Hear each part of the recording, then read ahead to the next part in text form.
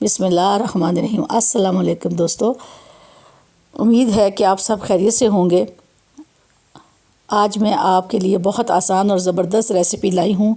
उम्मीद करती हूँ कि आप इसको ज़रूर पसंद करेंगे। तो फिर शुरू करते हैं। एक बॉल में 3 अंडे शामिल करें।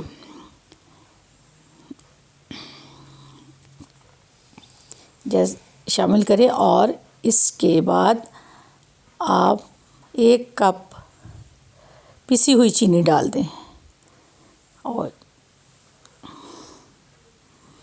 और 1 कप ऑयल का आप इसमें डाल दें। जब आप तीनों चीज़ें इसमें डाल दें तो इसे हल्के से आप हिलाती रहें और इसको एक ब्लेंडर जूसर या उसमें मिक्सर करें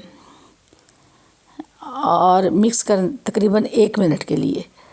अब आप इसको आराम से आहिस्ता से हिला के मिक्सचर में डाल दें और तकरीबन इसे 1 मिनट के लिए चलाएं। ये अमेज़ा मिक्स हो जाएगा और आप अच्छे से चेक करें कि ये अच्छी तरह से मिक्स हो गया है। जिस मिक्सचर में आप इसको बना रही हैं उसको आप बॉल में उल्टा दें या डाल दें। फिर इसमें आप 1.5 चम्मच बेकिंग सोडा डाल दें और चंद कतरे वनीला एसेंस के शामिल कर दें। फिर आप इसको दोबारा चम्मच से हिलाएं और मिक्स करें। फिर इसके बाद 1 कप मैदा जो कि 6 टेबलस्पून होते हैं इसमें आप 1-1 चम्मच करके डाल दें और इसको हिलाती रहें और तमाम अज्जा अच्छी तरह मिक्स कर लें। और इसको डालने के बाद आप इसको मिक्स करती रहें, हिलाती रहें ताकि इसमें कोई लम्स या गुठली ना रह जाए। मैं मिक्सर तैयार करने के बाद आप इसको अच्छी तरह से चेक कर लें, कोई इसमें कोई लम्स कोई चीज़ या गुठली तो नहीं। फिर आप एक मोड़ लें इसको, उसमें बटर पेपर तेल लगाएं और उसमें ये बटर पेपर को फिक्स करके तेल लगा के आप इसको ग्रीस करें। अब जो आपने अमेज़ा बनाया है, जो इसको इन तमाम चीज़ों का आप इसमें कोशिश करें कि मोल्ड में अच्छे तरीके से डाल दें। आप टूटी फ्रूटी पीस में शामिल करें, आलमंड भी शामिल करें और बादाम उनके 2 पीस करें, यानी कि 2 आधे बादाम करके आप बटर पेपर के ऊपर अच्छे तरीके से डिज़ाइन करके लगाएं।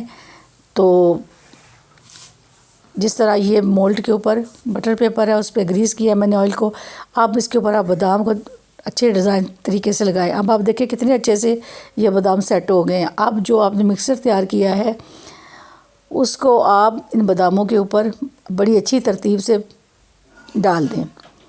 जब इसको आप अच्छे तरीके से डाल दें फिर एक आप देगची लें। देगची में आपने एक स्टैंड रखना है और स्टैंड के ऊपर आपने मोल्ड रखना है जो कि 30 मिनट हल्की आंच पे इसको आपने बेक करना है।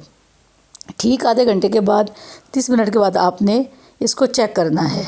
अब आप एक टूथपिक लें, उसको इस केक में डाल के देखें, अगर तो पक गया है तो टूथपिक बिल्कुल साफ़ बाहर आएगी और माशाल्लाह बहुत ही प्यारा केक तैयार हो गया। और इसका रंग देखें और कितना प्यारा बेकरी जैसा केक तैयार किया है। अब आप घर में इतनी आसानी से ये बना सकती हैं कि बहुत कोई मुश्किल नहीं है, कुछ भी नहीं है अगर आप थोड़ी कोशिश करें तो। अब आपने इसको मोल्ड को थोड़ी देर के लिए ठंडा करना है और निकाल के जब आप ठंडा करेंगे तो फिर मैं आपको बताऊंगी कि इसको छुरी के साथ आपने साइडों को थोड़ा सा नरम करना है ताकि केक आसानी से बाहर आ जाए। देखें जैसे मैंने आपको बताया था, अब मैं छुरी के साथ इसको साइडों से नरम करूँगी ताकि आसानी से ये बाहर आ जाए और आपको दिखाने में मुझे आसानी हो जाए। अब आप देखें ये इतनी प्यारी इसकी खुशबू आ रही है और इतना ही प्यारा कम्फर्ट और कितना नरम, और इसका स्पंज बहुत प्यारा बना है। अब मैं इसको उल्टा रही हूँ, देखिएगा माशाल्लाह माशाल्लाह। आप देखिए कितना प्यारा, बेकरी से भी ज़्यादा अच्छा बना है और सॉफ्ट बना है। अब इसका बटर पेपर उतारेंगे, फिर आपको दिखाती हूँ कि अंदर ये जो मैंने आपको बादाम कहे थे कि आपने इनको अच्छे तरीके से फिक्स करके लगाना है, वैसे ही देखिए प्यारे प्यारे बादाम आपको लग रहे। अब जो कोई भी देखेगा इसको आपको शाबाश देगा और आपके घर वाले इस मज़ेदार केक को खा के बहुत खुश होंगे। प्लीज़ आप मेरी इस रेसिपी को देखें और इसको फॉलो करें और आप मुझे सब्सक्राइब करें और आप मेरी मुझे कमेंट्स दें। मैं आपको और मज़ेदार अच्छी अच्छी चीज़ें आपको बताऊंगी और सिखाऊंगी। आप मुझे ज़रूर मेरे चैनल को देखें और मुझे ज़रूर सब्सक्राइब कीजिएगा। और ये इस केक का आपने ज़रूर बनाना है। अल्लाह हाफिज़।